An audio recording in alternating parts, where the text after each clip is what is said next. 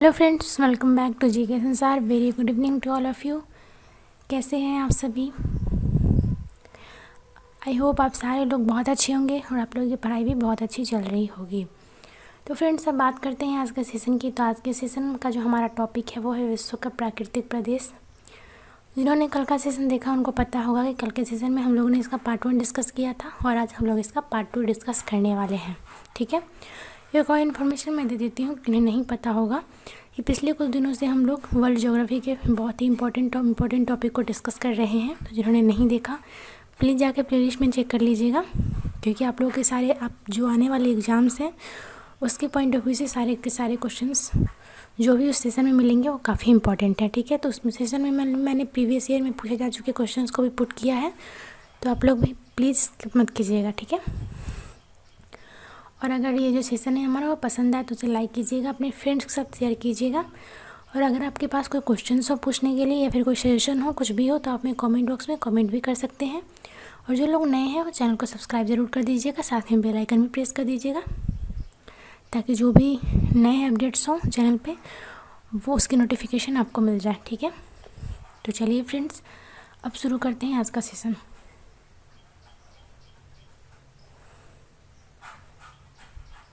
First question क्या है हमारा कि महाद्वीपों के पश्चिमी किनारों पर 45 डिग्री से 60 डिग्री अक्षांशों के बीच, ठीक है, 45 डिग्री से 60 डिग्री अक्षांशों के बीच निम्न में से कौन सी जलवायु पाई जाती है।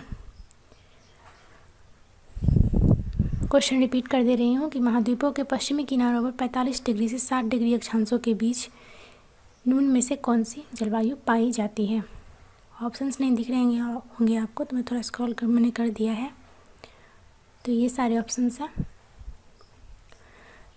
45 डिग्री से 60 डिग्री अक्षांशों के बीच कौन सी जलवायु पाई जाती है, ये बताना है। तो इसका जो करेक्ट आंसर होगा वो होगा ऑप्शन नंबर सी, यानी कि भूमध्य सागरीय जलवायु। ठीक है, महाद्वीपों के पश्चिमी किनारों पर 45 डिग्री से 60 डिग्री अक्षांशों के बीच जो जलवायु पाई जाती है वो होती है भूमध्य सागरीय जलवायु, यानी ऑप्शन सी जो हमारा है वो करेक्ट आंसर होगा। ठीक है, भूमध्य सागरीय जलवायु पाई जाती है। अगले क्वेश्चन पे मूव करते हैं। नेक्स्ट क्वेश्चन है हमारा कि भूमध्य सागरीय जलवायु जो है निम्न में से किस फसल की कृषि के लिए सर्वाधिक उपयुक्त है। ये सारे ऑप्शन से आपके पास बताना है कि इनमें से कौन सी फसल है इसकी खेती के लिए भूमध्य सागरीय जलवायु जो है वो सबसे अधिक उपयुक्त है।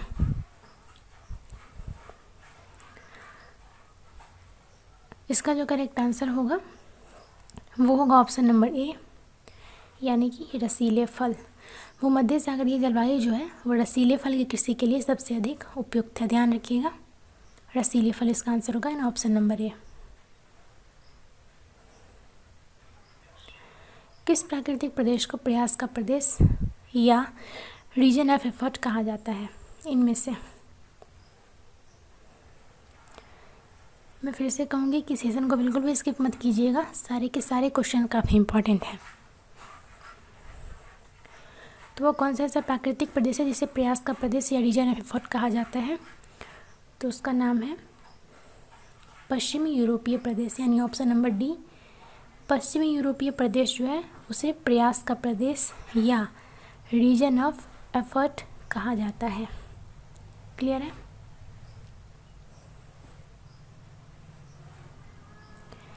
चैपरल नामक झाड़ियाँ निम्नलिखित में से किस प्रदेश में पाई जाती है। चैपरल जो है वो झाड़ी का नाम है। तो चैपरल नामक झाड़ियाँ इनमें से किस प्रदेश में पाई जाती है। तो इसका जो हमारा करेक्ट आंसर होगा वो होगा ऑप्शन नंबर ए, यानी कि कैलिफोर्निया के भूमध्य सागरीय प्रदेश में। चैपरल नामक जो झाड़ियाँ हैं वो कैलिफोर्निया के भूमध्य सागरीय प्रदेश में पाई जाती हैं। फ्रेंड्स, आई होप आप लोग भी मेरे साथ क्वेश्चंस को सॉल्व कर रहे होंगे और अपना आंसर नोट कर रहे होंगे। इससे क्या होगा कि जब मैं आंसर बताऊंगी तो आप लोग मैच करेंगे और आप लोग को पता चलेगा कि आप लोग आउट ऑफ 38 आप लोग को खुद से कितने क्वेश्चंस के आंसर सही हुए हैं। तो आप लोग खुद को इस तरह जज भी कर सकते हैं कि आप लोगों को कितना पहले से पता था और आप लोगों को कितने क्वेश्चंस नए इसमें मिले हैं। ठीक है, तो अगला क्वेश्चन क्या है कि भूमध्य सागरीय प्रदेश की झाड़ियों को निम्नलिखित में से किस नाम से जाना जाता है? भूमध्य सागरीय प्रदेश में जो झाड़ियाँ मिलती हैं उन्हें किस नाम से जाना जाता है, इनमें से ये बताना है। तो भूमध्य सागरीय प्रदेश में जो झाड़ियाँ मिलती हैं तो उन झाड़ियों को कहा जाता है मैक्विस, यानी ऑप्शन सी हमारा करेक्ट आंसर है। मैक्विस कहा जाता है भूमध्य सागरीय प्रदेश की झाड़ियों को। ठीक है, मैक्विस। आप लोग इस तरह के क्वेश्चंस के आंसर आई थिंक नोट करते चलिए, ताकि एग्जाम के टाइम में आप लोग को रिवाइज करने में बहुत ही ईजी हो। आप लोग आराम से एक बार देख लेंगे तो फिर आपको बहुत अच्छे से ये सब याद हो जाएगा और एग्ज़ाम में भी याद रहेगा।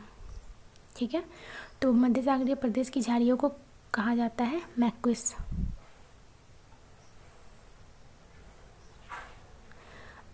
अंगूर से शराब बनाने का जो उद्योग है वो किस प्राकृतिक प्रदेश में महत्वपूर्ण है?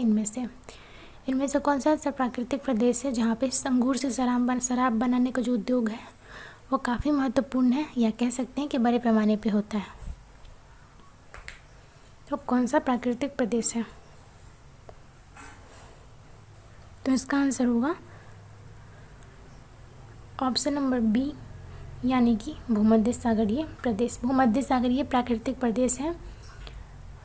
यहाँ पे क्या होता है कि अंगूर से शराब बनाने का जो उद्योग है वो काफ़ी महत्वपूर्ण है, बड़े पैमाने पे होता है। ठीक है, हम लोगों ने अभी भी पढ़ा भूमध्य सागरीय प्रदेश में ही रसीले फलों की खेती बहुत बड़े पैमाने पे होती है और ये सर्वाधिक उपयुक्त है। भूमध्य सागरीय प्रदेश में भूमध्य सागरीय जलवायु जो होती है वो रसीले फलों के उत्पादन के लिए काफ़ी उपयुक्त होती है। इस तरह आप रिलेट कर सकते हैं कि अंगूर से शराब बनाने का जो उद्योग है वो भूमध्य सागरीय प्रदेश में काफ़ी महत्वपूर्ण है। ठीक है,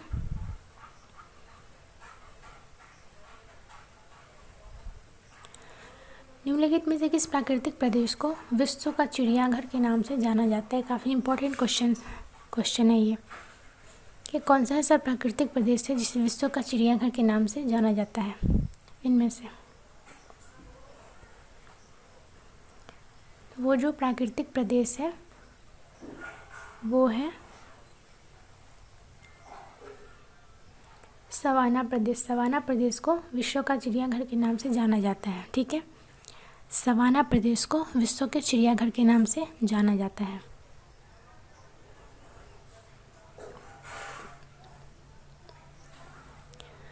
निम्नलिखित में से किस प्राकृतिक प्रदेश को बड़े शिकारों का प्रदेश के नाम से भी जाना जाता है? इनमें से कौन सा ऐसा प्राकृतिक प्रदेश है जिसे बड़े शिकारों का प्रदेश भी कहते हैं या इस नाम से भी जाना जाता है, वो बताना है। तो आप लोग मैच कीजिए अपना आंसर मेरे साथ। इसका आंसर होगा करेक्ट, वो होगा ऑप्शन नंबर बी, यानी कि सवाना प्रदेश। ठीक है, सवाना प्रदेश को हम लोगों ने अभी भी पढ़ा इसके बारे में, किसे विश्व का चिड़ियाघर भी कहा जाता है। तो इस क्वेश्चन में ये पूछा गया था कि बड़े शिकारों का प्रदेश ये किसे कहा जाता है, तो ये भी कहा जाता है सवाना प्रदेश को ही। ठीक है, इस तरह से रिलेट करके अगर आप लोग पढ़ेंगे तो आप लोग को बहुत सारी जो इन्फॉर्मेशन है बहुत अच्छे से याद रहेंगी। तो अगर पूछा जाए कि बड़े शिकारों का प्रदेश किस प्राकृतिक प्रदेश को कहते हैं, तो आंसर होगा हमारा सवाना प्रदेश।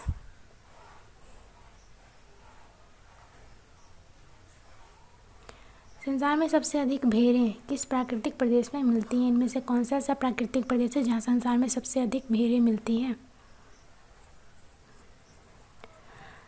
तो आप लोग अपना आंसर मैच कीजिए। इसका करेक्ट आंसर होगा ऑप्शन नंबर ए, यानी कि प्रेयरी प्रदेश। प्रेयरी प्रदेश में संसार में सबसे अधिक भेड़ें पाई जाती हैं। ठीक है, प्रेयरी प्रदेश।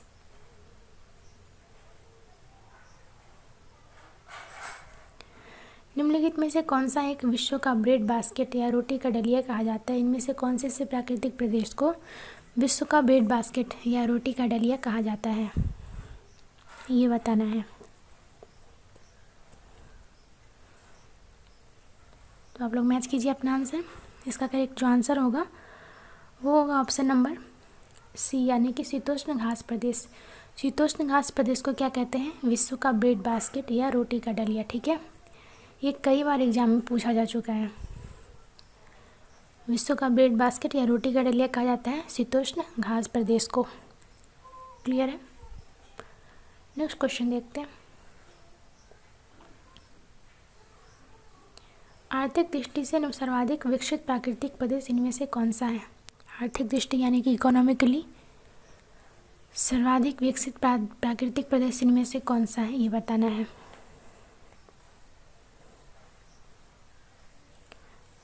तो मैच कीजिए आप लोग अपना आंसर। इसका जो करेक्ट आंसर होगा हमारा वो होगा ऑप्शन नंबर सी, ठीक है, यानी कि पश्चिमी यूरोपीय प्रदेश। पश्चिमी यूरोपीय प्रदेश जो है वो आर्थिक दृष्टि से सबसे अधिक विकसित प्राकृतिक प्रदेश है। आर्थिक दृष्टि से सबसे अधिक विकसित प्रदेश है पश्चिमी यूरोपीय प्रदेश। Let's move ahead. किस प्राकृतिक प्रदेश को प्रयास का प्रदेश या परिश्रम का प्रदेश या रीजन ऑफ एफर्ट कहा जाता है? अगर आप लोगों ने प्रीवियस क्वेश्चन का आंसर ध्यान से सुना होगा तो इसका करेक्ट आंसर आप लोग कर पाएंगे। तो इनमें से कौन सा ऐसा प्राकृतिक प्रदेश है जिसे प्रयास का प्रदेश या परिश्रम का प्रदेश या इंग्लिश में रीजन ऑफ एफर्ट कहा जाता है?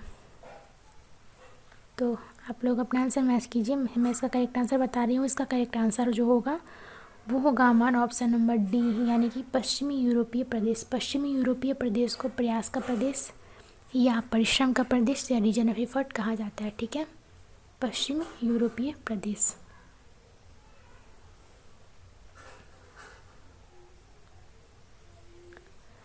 किस प्राकृतिक प्रदेश में सबसे अधिक दैनिक तापमान पाया जाता है? इनमें से कौन सा ऐसा प्राकृतिक प्रदेश है जहाँ पे सबसे अधिक दैनिक तापमान पाया जाता है, हमें बताना है। तो आप लोग अपना आंसर मैच कर लीजिए। मैं करेक्ट आंसर बता देती हूँ इसका जो करेक्ट आंसर होगा हमारा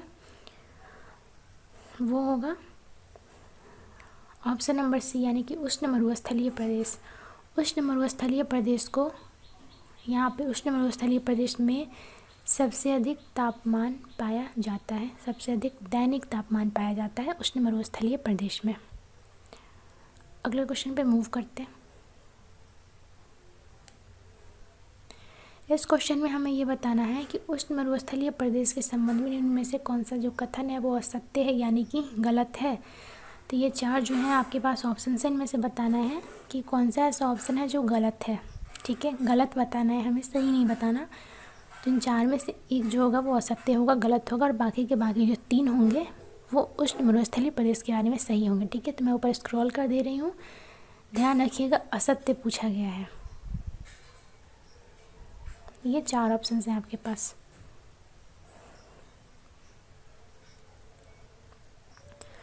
तो आप लोग अपना आंसर मैच कीजिए। मैं इसका करेक्ट आंसर बता देती हूँ। इसका जो करेक्ट आंसर होगा हमारा वो होगा ऑप्शन नंबर सी, यानी कि, ठीक है, यानी कि उष्ण मरुस्थलीय प्रदेश के बारे में जो यह कहा गया है कि विश्व के सभी प्राकृतिक प्रदेशों में यहाँ सबसे अधिक वार्षिक तापांतर पाया जाता है, ये जो है ये गलत है, ठीक है।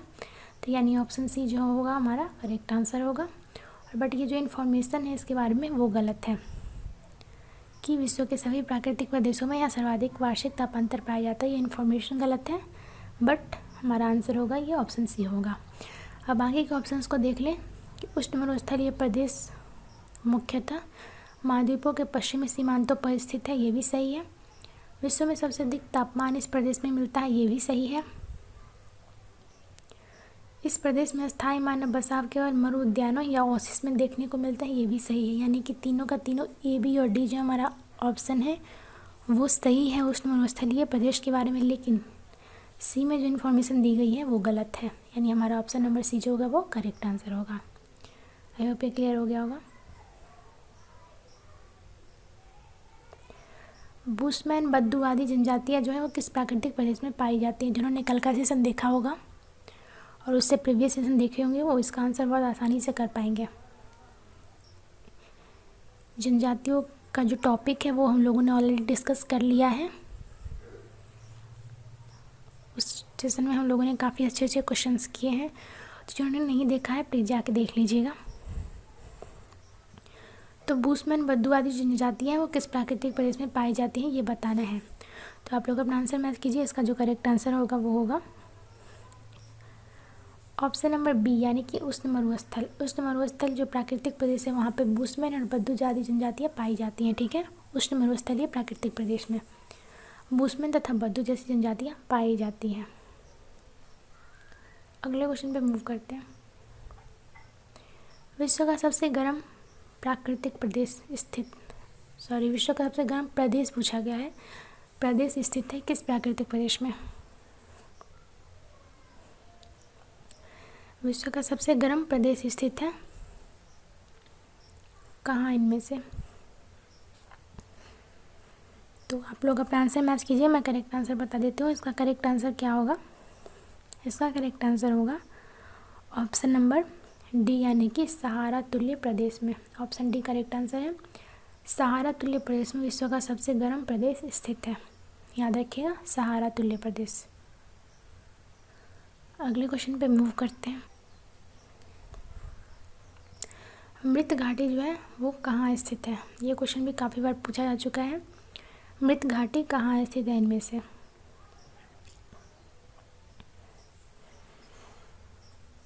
तो इसका जो करेक्ट आंसर होगा हमारा क्या होगा? आप लोग मैच कर लीजिए। इसका करेक्ट आंसर होगा ऑप्शन नंबर सी यानी कि कैलिफोर्निया में। मृत घाटी जो है वो कैलिफोर्निया में स्थित है, ठीक है। कैलिफोर्निया में स्थित है मृत घाटी, ध्यान रखिएगा। नेक्स्ट क्वेश्चन पे मूव करते हैं। अल अजीजिया इनमें से कहाँ स्थित है? किस मरुस्थल में स्थित है अल अजीजिया? ये भी काफ़ी इम्पोर्टेंट क्वेश्चन है। अल अजीजिया इनमें से किस मरुस्थल में स्थित है? तो आप लोग अपना आंसर मैच कर लीजिए, मैं बता देती हूँ करेक्ट आंसर। करेक्ट आंसर क्या होगा इसका? वो होगा ऑप्शन नंबर बी यानी कि सहारा मरुस्थल में। अल अजीजिया जो है वो सहारा मरुस्थल में स्थित है, ठीक है। सहारा मरुस्थल याद रखिएगा।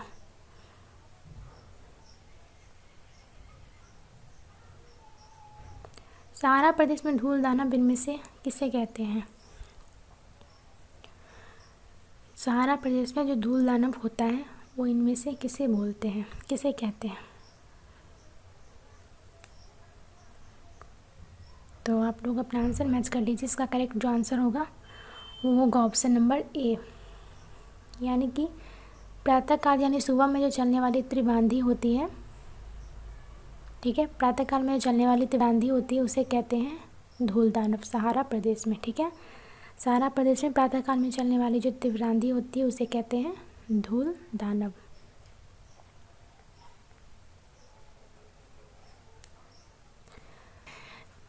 तो नेक्स्ट क्वेश्चन क्या है हमारा कि उष्ण मरुस्थल प्रदेश के संबंध में निम्नलिखित में से कौन सा कथन असत्य है? ठीक है, ध्यान से देखिए। इस क्वेश्चन में भी यही पूछा गया है कि कौन सा कथन जो है वो असत्य है यानी कि गलत है। यानी कि ये जो चार ऑप्शंस होंगे उसमें से एक जो होगा वो स्टेटमेंट यानी कि कथन गलत होगा उष्ण मरुस्थल प्रदेश के बारे में। बाकी जो 3 स्टेटमेंट होंगे वो सही होंगे। तो जो गलत होगा वो ऑप्शन हमारा करेक्ट आंसर होगा। तो मैं अब स्क्रॉल कर दे रही हूँ ऊपर, ठीक है। उष्ण मरुस्थल प्रदेश के बारे में है ये चारों।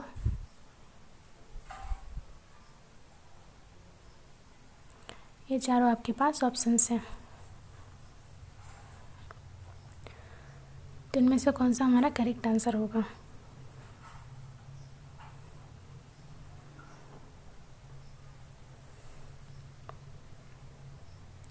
तो हमारा जो करेक्ट आंसर होगा इसका आप लोग मैच कर लीजिए, मैं बता देती हूँ। इसका करेक्ट आंसर होगा हमारा ऑप्शन नंबर बी यानी कि यहाँ पे जो कहा गया है कि इस प्रदेश में दैनिक तापांतर की तुलना में वार्षिक तापांतर अधिक होता है, ये गलत है, ठीक है। तो यानी कि हमारा option number B correct answer होगा। बाकी के ऑप्शंस को भी देख लेते हैं। उष्ण मरुस्थल प्रदेश के बारे में कहा गया है कि इसका विस्तार महाद्वीपों के पश्चिमी भाग में 15 डिग्री से 30 डिग्री अक्षांशों के बीच पाया जाता है, ये सही है।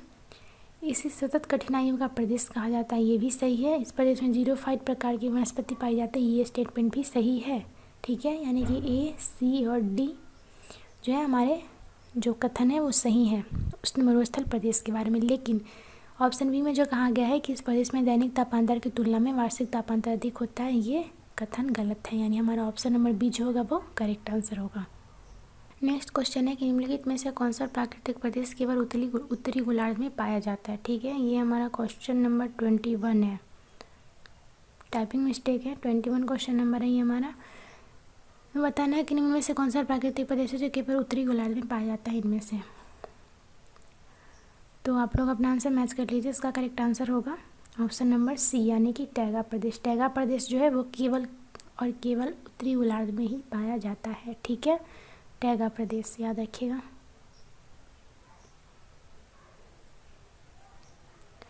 शंकुधारी या कोणधारी वन किन प्राकृतिक प्रदेश में मिलते हैं? इनमें से कौन सा ऐसा प्राकृतिक प्रदेश है जहाँ पे शंकुधारी या कोणधारी वन मिलते हैं? जल्दी से अपना आंसर आप लोग नोट कीजिए। ठीक है, तो आप लोग अपना आंसर मैच कर लीजिए। ये शंकुधारी या कोणधारी वन जो होते हैं वो पाए जाते हैं टैगा प्रदेश में। ठीक है, टैगा प्रदेश में पाए जाते हैं शंकुधारी या कोणधारी वन।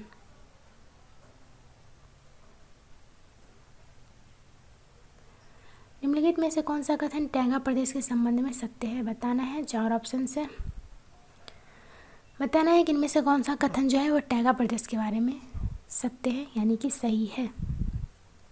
जल्दी से आप लोग अपना आंसर मार्क कर लीजिए।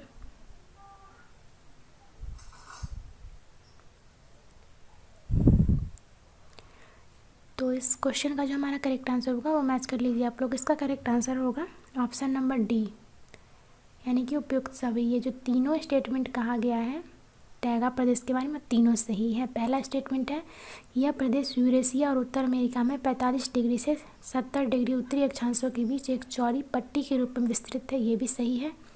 इस प्रदेश की वनस्पति कोणधारी या शंकुधारी होती है, हम लोगों ने अभी अभी पढ़ा, तो ये भी सही है। लकड़ी काटना यानी लंबरिंग इस प्रदेश का मुख्य व्यवसाय है, ये भी सही है। ये तीनों का तीनों स्टेटमेंट टैगा प्रदेश के बारे में सही है। ठीक है, अगले क्वेश्चन में मूव करते हैं।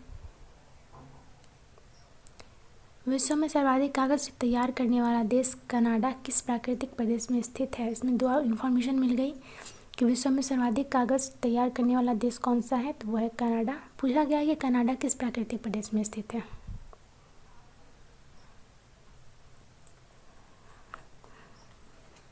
तो आप लोग अपना आंसर मैच कर लीजिए। इसका करेक्ट आंसर होगा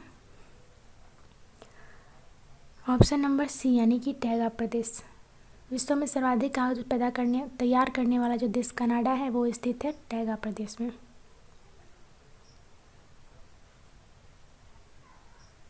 निम्नलिखित में से किन क्षेत्रों में टुंड्रा प्रदेश का विस्तार पाया जाता है? चार ऑप्शन से बताना है कि इनमें से कौन सा ऑप्शन हमारा करेक्ट आंसर होगा। किन क्षेत्रों में टुंड्रा प्रदेश का विस्तार पाया जाता है? जल्दी से आप लोग अपना आंसर नोट कर लीजिए, फिर मैं जो करेक्ट आंसर बताऊंगी तो मैच कर लीजिएगा।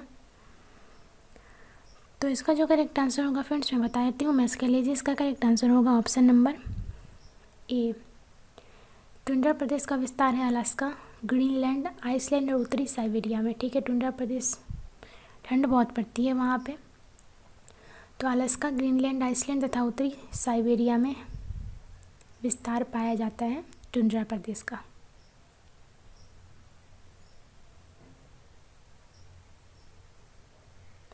निम्नलिखित में से किस प्राकृतिक प्रदेश में वनस्पतियों के नाम पर केवल काई या फफूंदी पाई जाती है? इनमें से कौन सा ऐसा प्राकृतिक प्रदेश है जहाँ पे वनस्पतियाँ के नाम पर सिर्फ काई और फफूंदी पाई जाती है? वो बताना है कौन सा प्राकृतिक प्रदेश है।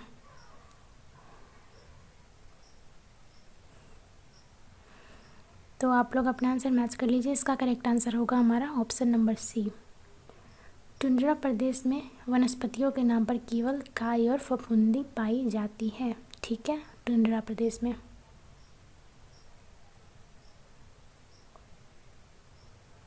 एस्किमो किस प्राकृतिक प्रदेश के निवासी हैं? एस्किमो के बारे में हम लोगों ने पढ़ा था प्रीवियस सेशन में, जब हम लोग विश्व की जनजातियों टॉपिक को डिस्कस कर रहे थे, तो उन्होंने काफ़ी कुछ पढ़ा था इसके बारे में। तो एस्किमो किस प्राकृतिक प्रदेश के निवासी हैं बताना है हमें। तो इसका करेक्ट आंसर होगा ऑप्शन नंबर सी, यानी कि टुंड्रा प्रदेश। एस्किमो जो है वो टुंड्रा प्रदेश के निवासी हैं। ठीक है, टुंड्रा प्रदेश के निवासी हैं एस्किमो।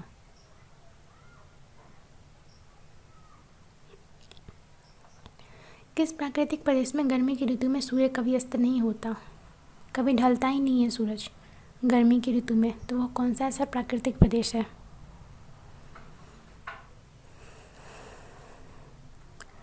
वो जो हमारा प्राकृतिक प्रदेश है वो कौन सा है बताना है। आप लोग अपना आंसर मैच कर लीजिए। इसका करेक्ट आंसर होगा हमारा ऑप्शन नंबर ए, यानी कि टुंड्रा प्रदेश में क्या होता है कि गर्मी की ऋतु में सूर्य कभी अस्थिर नहीं होता है। ठीक है, ये भी एग्जाम में आ चुका है। तो टुंड्रा प्रदेश वो प्राकृतिक प्रदेश है जहाँ पे गर्मी की ऋतु में सूर्य कभी अस्त नहीं होता है, यानी ढलता नहीं है। क्लियर है। किस प्राकृतिक प्रदेश को शीत मरुस्थल या कोल्ड डिजर्ट कहा जाता है इनमें से। अगर आप लोगों ने मेरी बात ध्यान से सुनी होगी तो आप लोग इसका आंसर बहुत ही इजीली कर पाएंगे। इनमें से कौन सा ऐसा प्राकृतिक प्रदेश है जिसे शीत मरुस्थल या कोल्ड डिजर्ट भी कहा जाता है। तो आप लोग अपना आंसर मैच कीजिए। मैं इसका करेक्ट आंसर बता देती हूँ। करेक्ट आंसर होगा इसका ऑप्शन नंबर सी, यानी कि टुंड्रा प्रदेश। टुंड्रा प्रदेश को क्या कहते हैं, शीत मरुस्थल या कोल्ड डिजर्ट। ठीक है, टुंड्रा मरुस्थल टुंड्रा प्रदेश को कहा जाता है शीत मरुस्थल या कोल्ड डिजर्ट। ठीक है। कौन सा प्राकृतिक प्रदेश सालों भर हिमाच्छादित रहता है, यानी कि बर्फ़ से ढका रहता है। इनमें से कौन सा ऐसा प्राकृतिक प्रदेश है जो सालों भर हिमाच्छादित रहता है, यानी कि बर्फ़ से ढका रहता है। अपना आंसर मार्क कर लीजिए। तो मैच कीजिए आंसर, मैं बता देती हूँ इसका आंसर। इसका आंसर होगा ऑप्शन नंबर, आई थिंक आप लोगों ने गेस कर ही लिया होगा। इसका आंसर होगा ऑप्शन नंबर सी, यानी कि टुंड्रा प्रदेश। टुंड्रा प्रदेश जो है वो सालों भर हिमाच्छादित रहता है, यानी बर्फ़ से ढका रहता है।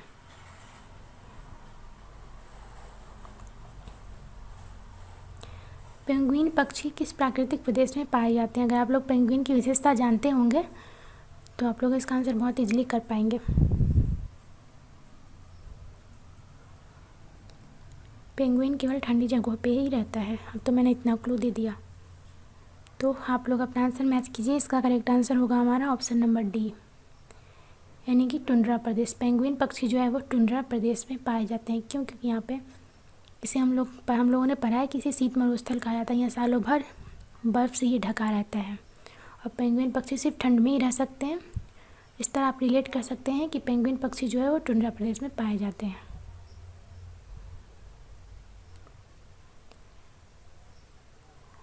बताना है इस क्वेश्चन में कि 4 ऑप्शन से बताना है कि इनमें से कौन सा जो ऑप्शन है हमारा वो सही सुमेलित है। इधर प्रदेश का नाम दिया गया है और इधर बताया गया है कि वर्षा किस तरह की होती है, कब होती है। तो बताना है कि इनमें से कौन सा सही सुमेलित है। इसमें से एक ही ऑप्शन होगा जिसका करेक्ट मैच होगा, बाकी कितने गलत होंगे। तो ध्यान से देखिएगा।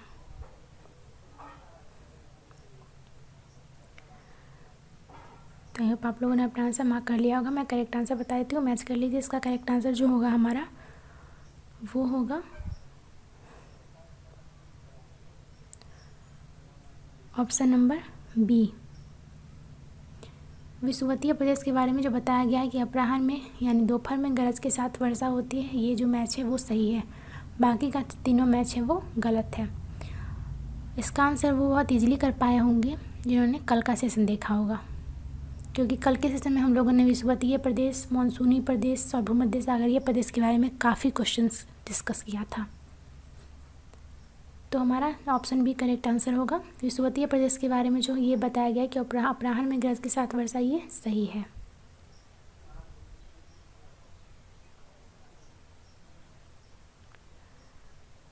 इस क्वेश्चन में क्या करना है, 2 सूची दिया गया है, मैच करना है उसे। इधर प्रदेश का नाम दिया गया है और इधर बताया गया है कि कौन से प्रदेश को किस नाम से जाना जाता है। ठीक है, तो मैं थोड़ा स्क्रॉल कर देती हूँ ऊपर, आप लोग को ऑप्शंस भी सारे दिखेंगे, तो देख लीजिए। आप लोग जल्दी से अपना आंसर मार्क कर लीजिए।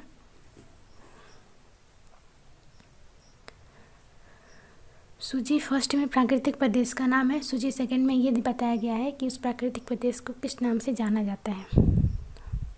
इस क्वेश्चन का आंसर भी वो लोग बहुत ही इजीली कर पाएंगे जिन्होंने कल का सेशन देखा होगा। तो मैं इसका करेक्ट आंसर बता देती हूँ, आप लोग मैच कर लीजिए। इसका करेक्ट आंसर होगा हमारा ऑप्शन नंबर ए। ठीक है, ये जो है वो हमारा करेक्ट आंसर होगा।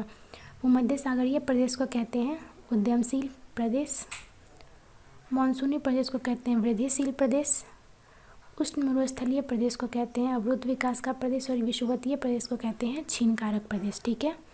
भूमध्य सागरीय प्रदेश को उद्यमशील प्रदेश कहते हैं, मानसूनी प्रदेश को वृद्धिशील प्रदेश कहते हैं, उष्णकटिबंधीय प्रदेश को अवरुद्ध विकास का प्रदेश कहते हैं और विषुवतीय प्रदेश को कहते हैं क्षीण कारक प्रदेश। यानी ऑप्शन ये हमारा करेक्ट आंसर होगा। क्लियर है।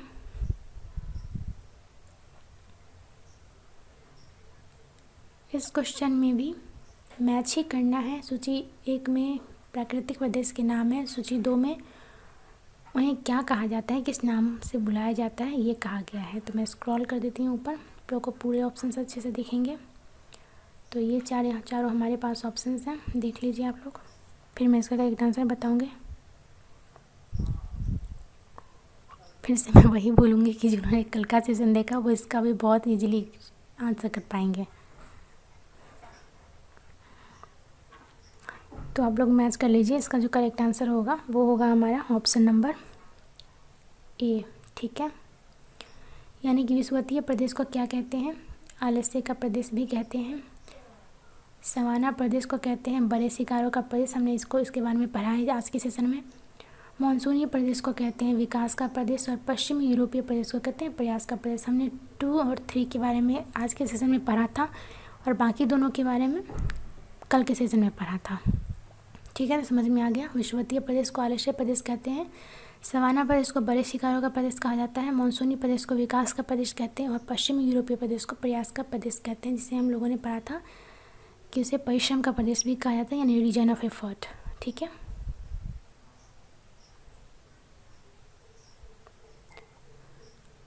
आर्थिक दृष्टि से सर्वाधिक विकसित प्राकृतिक प्रदेश इनमें से कौन सा है। आई थिंक ये क्वेश्चन हम लोगों ने कर लिया है, रिपीट हो गया है क्वेश्चन। तो इसका आंसर आप लोग बता ही देंगे कि इसका आंसर होगा पश्चिमी यूरोपीय प्रदेश। पश्चिमी यूरोपीय प्रदेश आर्थिक दृष्टि से सर्वाधिक विकसित प्राकृतिक प्रदेश है। अगले क्वेश्चन को देखते हैं। ऋतु के अनुसार पवन की दिशा में परिवर्तन किस प्राकृतिक प्रदेश की विशेषता है। यानी कि मौसम के अनुसार हवा की दिशा में जो परिवर्तन होता है वो किस प्राकृतिक प्रदेश की विशेषता है इनमें से। आप लोग अगर थोड़ा ध्यान से सोचेंगे तो इसका आंसर कर पाएंगे। तो अपना आंसर मैच कर लीजिए। मैं करेक्ट आंसर बता देती हूँ। इसका करेक्ट आंसर होगा हमारा ऑप्शन नंबर बी, यानी कि मानसूनी प्रदेश। ठीक है। मानसूनी प्राकृतिक प्रदेश की विशेषता है कि ऋतु के अनुसार यानी मौसम के अनुसार पवन की दिशा में परिवर्तन हो जाता है वहाँ पे। ठीक है। ये मानसूनी प्राकृतिक प्रदेश की विशेषता है।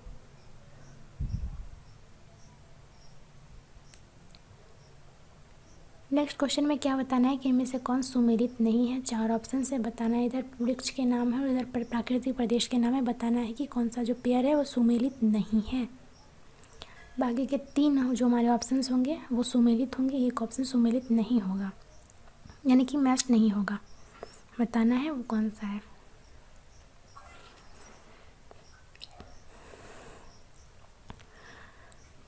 तो आई थिंक आप लोगों ने अपना आंसर मार्क कर लिया होगा, मैच कर लीजिए। इसका करेक्ट आंसर होगा हमारा ऑप्शन नंबर ए। ए हमारा करेक्ट आंसर होगा इसका। एओनी वृक्ष जो है वो टैगा प्रदेश में नहीं पाया जाता है। ठीक है।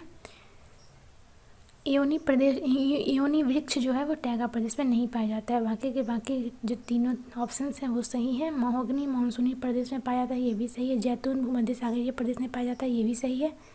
रबर विषुवतीय प्रदेश में पाया जाता है, ये भी सही है। लेकिन एओनी जो है वो टैगा प्रदेश में नहीं पाया जाता, यानी हमारा ऑप्शन नंबर ए जो होगा वो करेक्ट आंसर होगा। अगला क्वेश्चन है कि इस प्राकृतिक प्रदेश में मानव को अत्यधिक संघर्षपूर्ण जीवन व्यतीत करना पड़ता है। क्या होगा इसका करेक्ट आंसर। तो आप लोग अपना आंसर मैच कर लीजिए। इसका करेक्ट आंसर होगा हमारा ऑप्शन नंबर ए, यानी कि उष्ण तथा शीत मरुस्थल प्रदेश में मानव को अत्यधिक संघर्षपूर्ण जीवन व्यतीत करना पड़ता है। ठीक है। तो फ्रेंड्स, इस तरह जो हमारा आज का सेशन है वो एंड होता है। सेशन कैसा लगा हमें कमेंट बॉक्स में कमेंट करके ज़रूर बताइएगा। कोई इन्फॉर्मेशन, कोई सजेशन हो, कोई क्वेरी हो तो वो भी पूछ सकते हैं। सेशन पसंद आए तो सेशन को लाइक कीजिएगा, अपने फ्रेंड्स के साथ शेयर कीजिएगा और जो लोग नए जुड़े हैं वो सब्सक्राइब करना मत भूलिएगा, साथ में बेल आइकन में प्रेस कर लीजिएगा। ठीक है। तो मिलते हैं नेक्स्ट सेशन में। और एक ज़रूरी बात कि स्टे सेफ यानी सेफ रहिएगा, ठीक है।